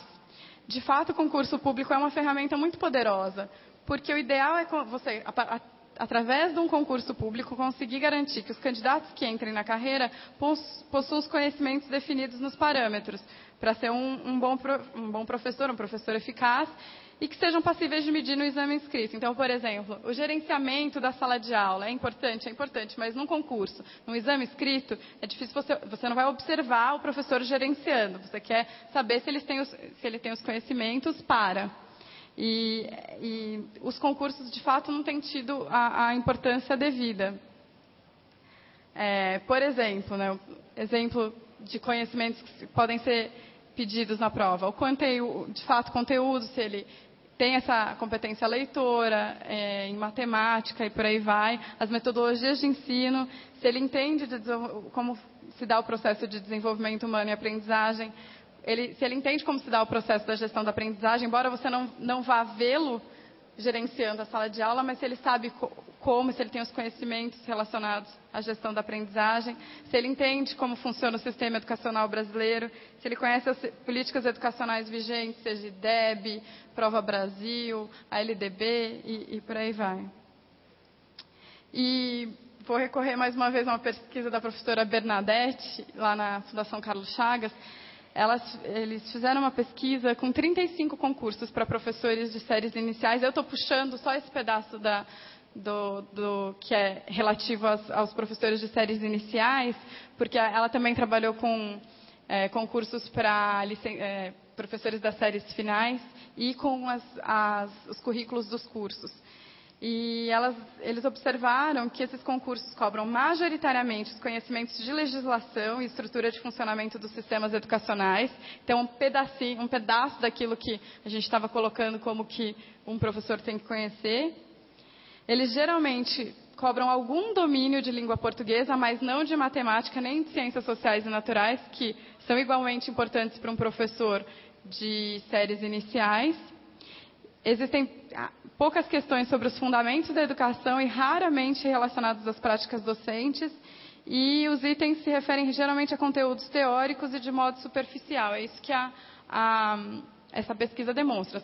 Eles analisaram 35 concursos de secretarias estaduais e de capitais. Não dá para ter a dimensão do todo do país, mas dá para ter uma noção de como é que um pouco da qualidade desses concursos e de quanto eles estão próximos daquilo que a gente gostaria que eles estivessem medindo. Não estou entrando no mérito da qualidade das empresas que fazem concurso, nada disso. Mas será que a gente está medindo aquilo que a gente gostaria? Será que a gente está garantindo que um professor que entra na rede, ele sabe ele tem aqueles conhecimentos para poder estar em sala de aula? No que a gente está trabalhando, isso estou trazendo para vocês, para a gente conversar, para ter também um pouco da opinião de vocês. A gente está trabalhando no INEP em cima de um exame nacional de ingresso de docentes. Qual a ideia desse exame? Qual a ideia disso que a gente está trabalhando? É disponibilizar um exame nacional para a realização de concursos para contratar professores para educação básica nos estados, municípios e no Distrito Federal. As redes poderiam utilizar da forma que preferissem, só o exame ou como primeira etapa do concurso. Ou seja, por adesão. seria um exame nacional que o INEP elaboraria, e a gente está trabalhando na matriz desse exame, e aí cada rede estadual ou municipal, quando for fazer seu concurso, pode decidir usar essa prova e não contratar uma outra empresa para fazer, ou então usar essa prova como primeira etapa e complementar com alguma questão específica que queira adotar, por exemplo, no caso de, como a gente está tratando de um exame nacional, não teria língua indígena, mas se você tem muitos professores indígenas, você vai querer fazer uma prova adicional da língua indígena. É um exemplo só.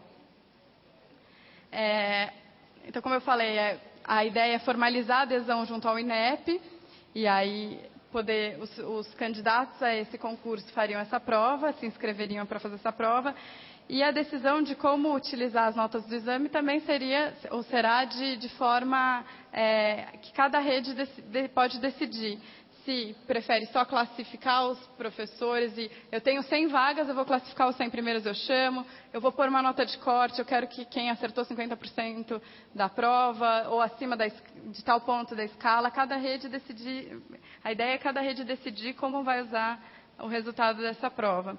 E a ideia é justamente essa, exigir os conhecimentos que compõem os parâmetros de um professor eficaz e que sejam passíveis de medir por um exame escrito antes da prática docente que a prática se efetive. Então, a prática docente você vai ter que observar no estágio probatório, mas antes a gente já vai estar garantindo que os conhecimentos que a gente deseja que o professor tenha para entrar em sala de aula estariam sendo medidos. Aí a gente entende que um exame nacional dessa forma teria várias vantagens, teria vários ganhos. Óbvio, que é melhorar a qualidade do processo seletivo dos professores por ser uma prova elaborada por um instituto como o INEP e com base em consulta a especialistas e toda uma discussão em torno desses parâmetros.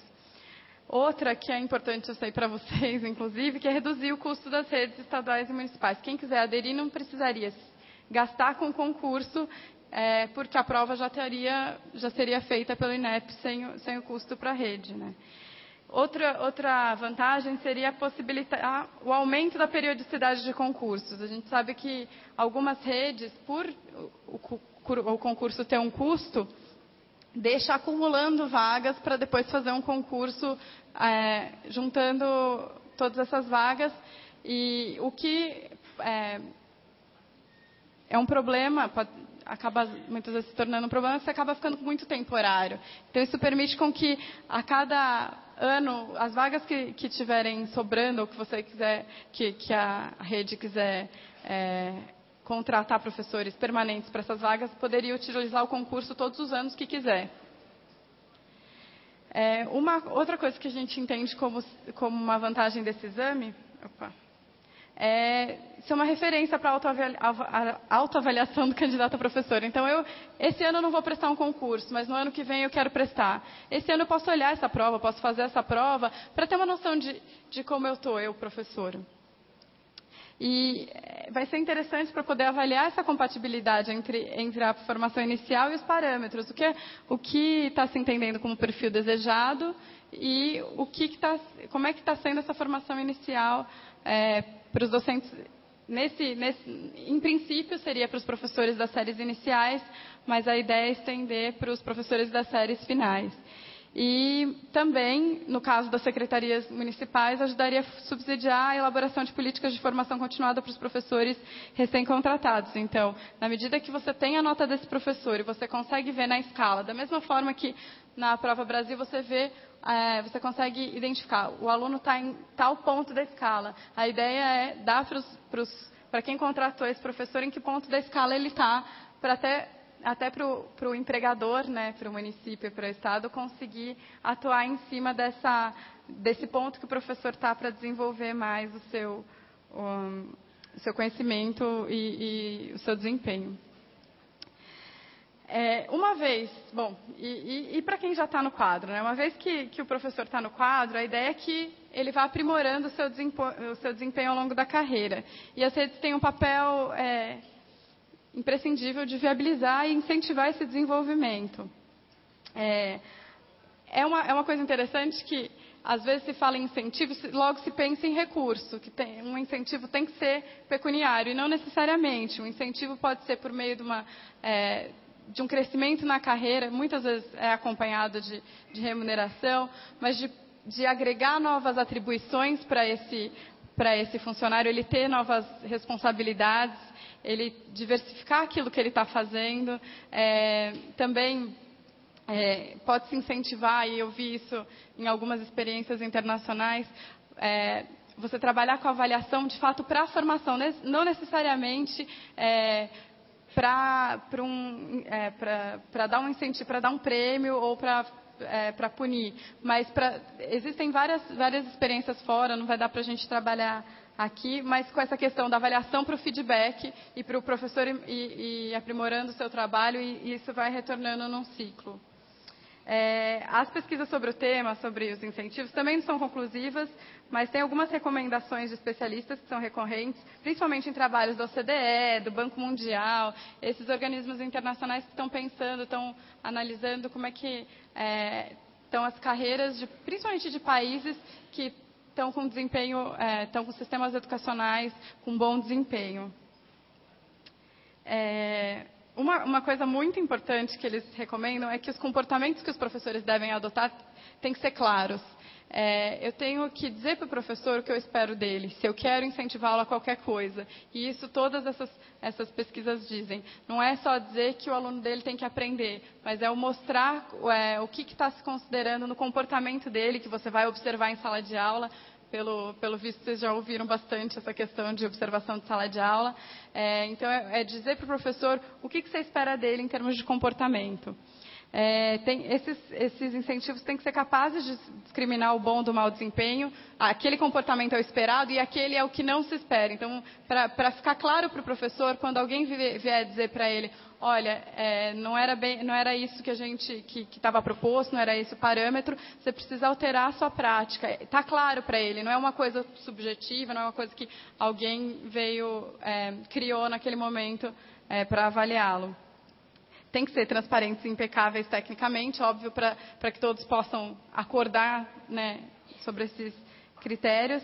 Aceitos pela comunidade educacional, então aí vai uma discussão ampla, não dá para ser uma coisa, um critério colocado de cima para baixo e sem a menor discussão, porque aquele profissional que você quer que ele altere ou aprimore a atuação. Então, você tem que ter um acordo com ele, se você quer que ele aprimore o trabalho dele, que ele altere a prática dele de alguma forma, ou que ele continue fazendo aquilo tendo aquele bom comportamento, né, ou aquela boa atitude.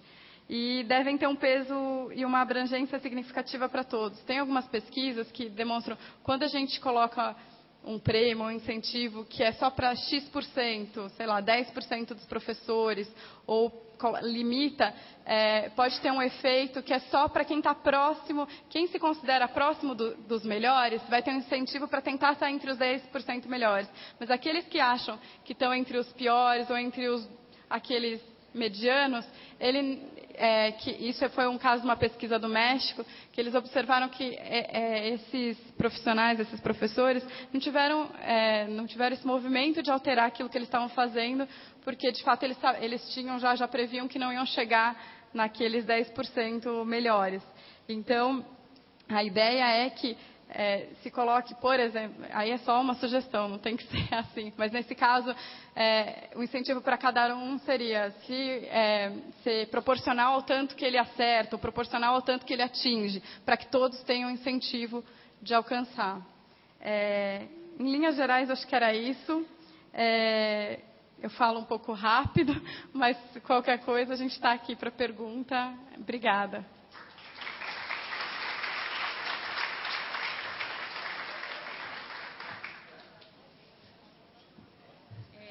Nós vamos ter que, de novo, fazer uma pequena modificação aqui para poder acomodar as perguntas. Nós teremos 15 minutos de pergunta.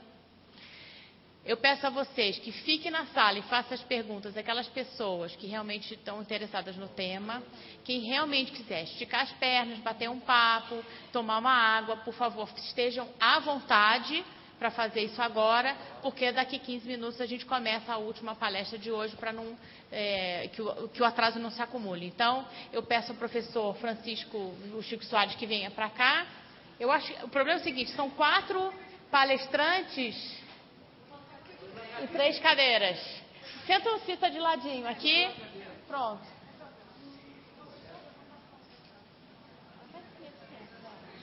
Tá? E aí quem quiser realmente sair, vocês podem ficar à vontade, porque senão a gente come mais do tempo. Obrigada.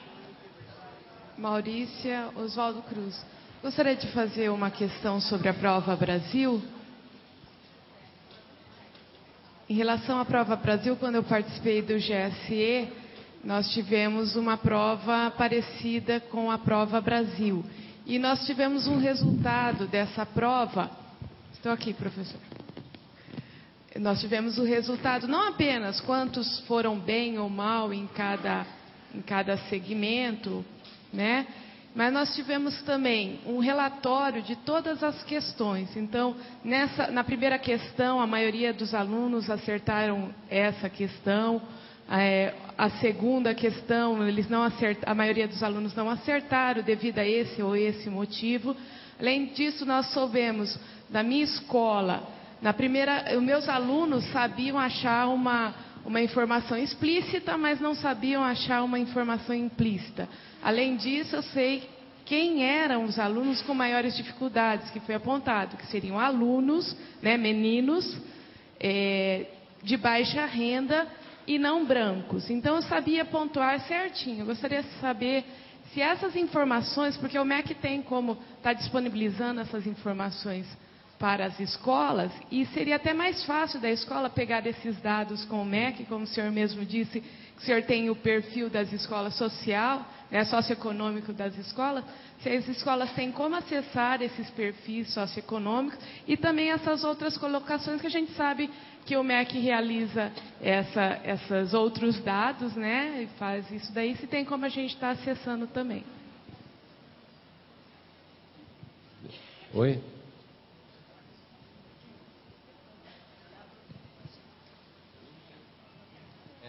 Olha, a Prova Brasil são em torno de 5 milhões de alunos que fazem. A partir de 2009, 2007, nós colocamos os indicadores individuais. É muito difícil para o MEC distribuir para cada aluno a volta essa análise. Certo? Então, o que nós estamos fazendo? Primeiro, o trabalho de identificação. Feito isso, a ideia pode ser disponibilizar de volta para as escolas. E o problema é que por a identificação do aluno dificulta um pouco a aplicação. É mais fácil chegar na escola e aplicar para todo mundo que está lá do que fazer individualizado. 2009 foi feito, eu não sei os resultados, se vai conseguir usar, mas uma vez casado isso, é possível feito para a escola. O próprio Instituto fazer eu acho muito difícil, porque teria que vir para a escola saber esse número de respostas. O que se pode ser feito são relatórios gerais. Os alunos de gerais acertaram tantas questões. Isso, etc. Esse tipo de relatório geral que nós não recebemos na escola, né? Se tem como por escola. Isso. Né? O geral, não era por aluno, era o geral mesmo. Entendi, né? Que fosse por aluno. Não, era geral. Isso é possível. Pela escola. Né? Porque isso, como o diretor consegue estar melhorando a sua escola através desses dados. Tá ok.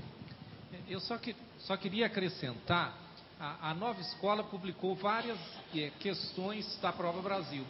Mas tinha um problema sério, eles não disseram qual é o ponto da escala. Perceba, o que a gente quer saber é o que esse aluno concreto aprendeu, o que ele não aprendeu. Então eu não posso falar de uma questão, por isso é que a gente usa item na avaliação. A questão eu acertei ou errei. Isso não interessa nada, porque depende do nível de competência dos alunos. Quer dizer, eu preciso saber aquilo que eu falei, deixa eu sublinhar isso. A avaliação é feita para alocar o aluno. Você está aqui, tem coisas que você não sabe, tem coisas que você sabe. É isso que é a avaliação. Então, porcentagem de erros, isso provavelmente a pessoa não está sabendo analisar dados de avaliação. Nós, de sistemas de avaliação, temos uma dívida fantasticamente grande com o sistema. Por isso é que os nossos números, hoje, eles são mal usados. aquilo que Reinaldo e eu falamos. Olha, o uso gerencial é o pior uso, é o mais complicado. Ele não pode sequestrar o uso pedagógico, ainda que o uso pedagógico seja importante, né? Mas então, voltando, a avaliação Prova Brasil, ela é feita para gerar também uma informação pedagógica. Essa informação é dada quando eu sei o que o aluno sabe e o que ele não sabe. Não é porcentagem de acerto. Boa tarde, sou Luciane, do município de Pindorama. Bom, eu queria fazer a pergunta para o professor Reinaldo. Considerando que a Prova Brasil é maravilhoso, é um mensurador, um indicador que nos posiciona diante da nossa realidade local, mas considerando que ela avalia fluxo e proficiência, eu gostaria de saber a opinião do senhor sobre a seguinte questão. A realidade em que eu vivo, eu sinto uma diferença de uma unidade escolar para outra. Interferências do tipo social, econômica, cultural. Por exemplo, a formação acadêmica dos pais. Isso a gente percebe que tem diferença no resultado do IDEB. A formação de associação de pais e mestres, por exemplo. A escola de centro, existe pais contadores, pais com uma formação diferente. Então, é uma escola com uma dinâmica diferente, e por coincidência ou não, interfere no resultado do IDEB. Acaba sendo um IDEB melhor nessa unidade escolar. Unidade escolar de região mais periférica, em que a gente sabe que tem crianças que vão até para comer na escola, que não perdem refeição. Que os pais em casa não têm computador, muitos deles, não digo analfabetos, mas têm uma formação deficitária. A gente percebe uma infeliz coincidência de um IDEB menor. Isso é a minha realidade, não sei se é dos colegas aqui. Enfim, de uma unidade escolar para outra, eu acredito que existem interferências. Eu gostaria de chamar de variáveis locais. Gostaria de saber a opinião, se o senhor acredita que isso realmente ocorre.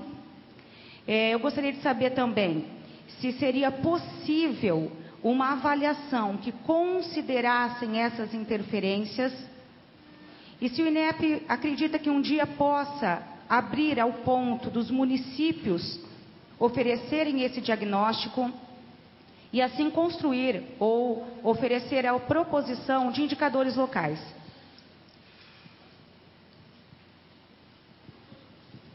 Bem, obrigado pela pergunta. Vou responder bastante rápido. Eu acredito nisso, na verdade, é bem conhecido, ou seja, o ambiente socioeconômico das crianças, da escola, afeta. Ou seja, quando tem aquela nota, ou seja, da Prova Brasil ou do IDEB, ela está refletindo várias coisas. O trabalho da escola, mas outras coisas que não são o trabalho da escola. A condição dos pais, do local, etc, etc. Então, isso não significa que essa informação não é importante. Essa informação é importante. Você pode comparar, por exemplo, um diretor da escola, o secretário pode comparar escolas mais próximas. Outra coisa é separar isso. Separar o que é o trabalho da escola dos outros fatores. Existe uma literatura enorme, não há consenso, não é uma coisa fácil. Tudo para juntar é fácil. Eu pego 2 quilos de arroz aqui, junto, eu vou ter os 2 quilos. Agora vem aqui, separa para mim o que veio do primeiro e do outro. Separar o que está junto é muito difícil. Existem vários trabalhos na literatura tentando fazer. Existem algumas coisas simples. Eu falei do exemplo de Nova York, de comparar só escolas próximas. Eu acho que isso é uma saída não perfeita, mas muito interessante. Então, eu acho que nós temos que avançar nesses indicadores. Que pode ser feito nacionalmente, eu acho muito mais difícil, mas muito localmente eles fazem mais sentido dentro da própria escola, esses elementos. Então nós temos que avançar.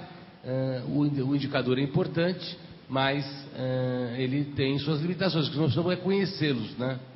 Então essa separação existe.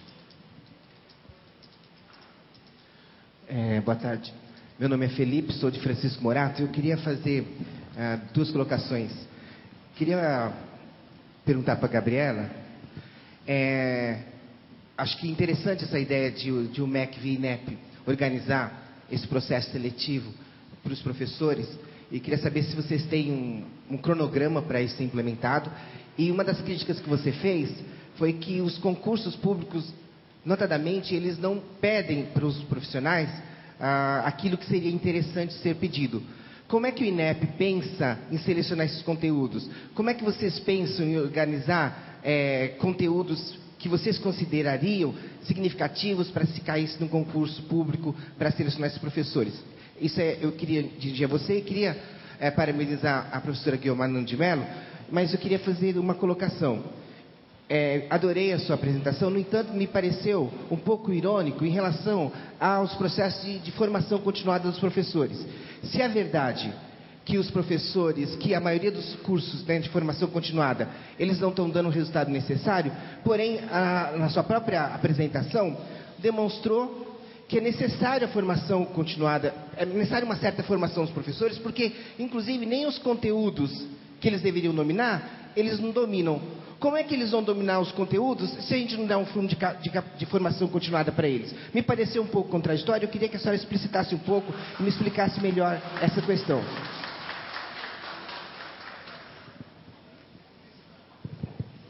Bom, sobre o exame, a gente está trabalhando na matriz desse exame agora. A ideia, a gente tem alguns temas que vão entrar, que a gente já está trabalhando. São os conteúdos mesmo, as habilidades que o próprio aluno tem que ter, então o professor também teria que ter dentro das áreas das séries iniciais. As metodologias de ensino eu tinha colocado numa das transparências como os temas ou os conteúdos que podem ser pedidos num exame escrito antes do candidato entrar para a docência. Então, essa questão dos conteúdos, da forma, né, da metodologia de ensino, a desenvolvimento humano e aprendizagem, a gestão da aprendizagem, como funciona o sistema educacional brasileiro e as políticas educacionais vigentes. A gente está trabalhando nesses temas atualmente. Isso ainda está realmente em processo, ainda vai para... a gente ainda vai conversar com muitos especialistas, vai colocar isso para uma discussão mais ampla, então ainda não tenho esse cronograma ainda.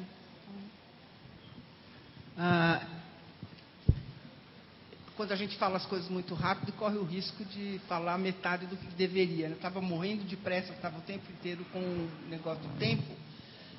O que eu coloquei, e repito, quer dizer, o modo como nós fazemos a educação continuada dos professores, nós vamos ter que rever. Porque é este modo de fazer educação continuada que não está dando resultado. Tanto é verdade, que não sou eu que digo. Quer dizer, o Estado de São Paulo, na Secretaria Estadual, gastou nos últimos 5 anos 2,5 bilhões com a educação continuada de professor. E isso não teve nenhum reflexo no Saresp. Então, alguma coisa está errada. Quer dizer, naquela linha de dizer o que está funcionando e o que não está funcionando, a educação continuada, tal como a gente vem fazendo, não está funcionando. Acredito que se a gente mudar o enfoque e tornar a educação continuada bem ligada na escola, nós poderemos ter alguma mudança. Tudo indica nas pesquisas que essa educação que parte da observação da sala de aula, que vai lá, que discute com o professor, ela é muito mais eficiente como educação continuada do que os grandes cursos de capacitação que a gente dá. Eu acho que esses cursos, esse modelo de curso de capacitação, às vezes por disciplina, inclusive, que você tira o professor, reúne um grande grupo, faz curso de capacitação, eu, pessoalmente, não poria mais R$1 nesse tipo de iniciativa. Tem que mudar o modelo. A gente tem que pensar num modelo onde a capacitação chegue dentro da sala de aula. Eu gostaria de lembrar você que, no caso da Secretaria Estadual, toda a capacitação para implementar o novo currículo vai ser feita na escola. O professor não vai sair da escola, senão 2 vezes para fazer avaliação, porque isso é exigido por lei, como vai ser a educação à distância, não é? E mais uma vez para um encontro presencial. Todo mais, os 360 horas, será feito na escola. E para que um professor seja aceito no curso de especialização, que a universidade aqui vai dar, não é a secretaria, tá certo? Ele não vai ser aceito sozinho. Para ele ser aceito, ele tem que trazer junto com ele 40% do corpo docente da escola dele. Se a escola dele não se inscrever e não se empenhar para capacitar pelo menos 40% do seu corpo docente. Individualmente a gente não vai investir nesse professor, porque a pesquisa já disse para a gente que não adianta, que isto é um saco sem fundo em termos de recurso e de esforço. Então é por aí. Quer dizer, agora para o concurso de professores que está entrando, né, que vai ser o concurso agora, o professor vai receber todo o curso dele pronto, num laptop, depois ele terá todo o monitoramento à distância, e ele já vai fazer o curso dentro da escola que ele assumir. E o coordenador da escola dele vai ser responsável por ajudá-lo a fazer esse curso. Porque no curso, o coordenador tem que fazer o que ele tem que fazer. Ele não deve sair da escola para fazer curso de coordenação. Ele tem que fazer curso de coordenação fazendo a coordenação dentro da escola. E é esse caminho que eu acho que a gente tem que explorar. Vamos ver. Quer dizer, eu não estou dizendo que é a única verdade, mas vamos ver como vai ser o resultado deste, porque pelo menos a gente está tentando um caminho diferente. Tá? Ao contrário, eu acho que a educação continuada é mais do que necessária. Alberto. Perdão, uma coisa só mais. A outra educação continuada que tem provado boa é a educação que vem embutida no material que você põe na mão do professor. E é por isso que a proposta curricular tem assim, que os sistemas de ensino, quer dizer, é a educação que ela está lá na mão do professor, no material. O uso do material já é um curso de educação continuada. Que é isso que nós pecamos com o livro didático. No nosso livro didático, o manual do professor é repeteco do manual do livro do aluno. E não é um livro de formação continuada para o professor. Não? Alberto São José dos Campos, eu vou monopolizar mais um pouquinho você, Guilmar. Você fez uma afirmação com a qual eu concordo bastante, até porque é um dado, né? Eu já vi essa pesquisa na McKinsey com relação ao número de alunos em sala de aula, ou seja, a aposta que o professor dá conta entre 25 e 35 alunos, ela é comprovada, é um dado, não é um factoide. Nós vivemos no Brasil um processo de inclusão de alunos com necessidades especiais. Então, na verdade, esse processo cada vez vai avançar mais, né? Em que pese que o modelo vai ser certamente mudado, questionado, aprimorado, isso é um processo que vai aumentar exponencialmente. Eu queria fazer duas perguntas. Se essa constatação de que dá para dar conta entre 25 e 35 alunos sem grandes deltas, foi feita à luz de alunos incluídos nessa pesquisa, se essa pesquisa resistiu a isso, não é? Se foi feita nesse cenário, e caso não tenha sido, qual que é a sua opinião de educador experiente, se tivermos alunos incluídos praticamente todas as salas no médio e longo prazo, se isso ainda assim resistiria? Porque outro dia tomei conhecimento de uma ação que me pareceu a princípio interessante, se não me engano, em Guarulhos, que em casos de mais de 2 alunos incluídos, eles realmente reduzem a 20 ou 25 alunos por sala de aula. Não sei se isso tem impacto ou não, é preciso pesquisar. Eu gosto também de entender fatos. Mas a pergunta era essa, se essa constatação foi nesse ambiente de alunos incluídos e qual a sua opinião se ela resiste aos alunos incluídos? Olha, das pesquisas que eu vi, não havia informação a respeito disso, tá? Até porque cada país tem uma política diferente de inclusão, não é? Quando inclui na sala de aula comum é uma coisa, quando não inclui na sala de aula comum é outra coisa, essa coisa está numa mudança muito grande, não é? Acho que a inclusão do aluno com necessidades especiais pode implicar num pouco de redução. Mas mais importante do que reduzir o grupo é o professor ter um bom apoio para o atendimento da criança com necessidade especial. O melhor exemplo que eu vi foi em Milão, por exemplo, onde a escola se especializa no tipo de necessidade especial que ela atende. Então, tem algumas escolas que recebem só alunos com problema de visão, deficientes visuais ou cegos. Outra escola que recebe basicamente os deficientes auditivos. Por quê? Porque na escola existe uma equipe de especialistas que naquela escola trabalham junto do professor que está recebendo esses alunos em sala de aula. Inclusive trabalham com os outros alunos, para receber o colega com problema de deficiência. Boa tarde, Sandris Val, de Euclides da Cunha Paulista. Baseado que hoje praticamente a alfabetização está na mão dos municípios, antes de nós cuidarmos da progressão da formação continuada, será que nós não deveríamos também pedir para o governo rever essas universidades, faculdades que estão formando os professores que saem, ao meu ver, totalmente despreparados para lecionar? Vocês ainda não fizeram isso? Nós pedimos, conversei pessoalmente faz 4 anos e não recebi nenhuma resposta até hoje. Mas eu acho que vocês... Conversei pessoalmente com a Caiara Bernardes do MEC, falou que responderia tal e nada. Eu acho que se as associações de municípios, os prefeitos, que têm tanta força para ir fazer passeata lá em Brasília, para fazer reivindicação para as prefeituras, deveriam ir para dizer que eles estão tendo prejuízo de receber o pior elemento que existe nas redes dele, que é o professor alfabetizador. Concordo com a senhora, só que em momento algum foi cogitado pela mesa, na avaliação e tudo mais, foi colocado a qualidade de formação dos professores. Só que nós recebemos esses professores e não foi dado nenhuma sugestão. Então essa que é a minha colocação, que nós recebemos professores ano a ano e estamos constantemente qualificando, buscando, gastando, como a senhora colocou, e os novatos sempre precisam de muita qualificação. Olha, você sabe que o problema da formação do professor no Brasil vem sendo discutido há anos, e com idas e vindas, não é?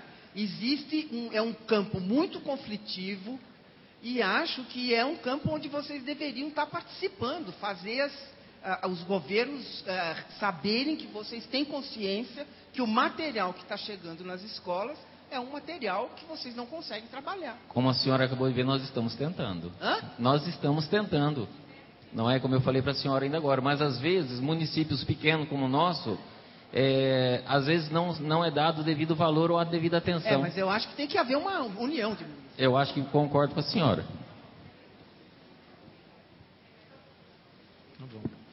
Eu acho que nós vimos hoje, o professor Reinaldo veio de Brasília, onde o país está reconhecendo o trabalho que ele fez no INEP, onde ele ganhou um prêmio. Eu vou pedir uma salva de palmas para vocês me acompanharem com ele.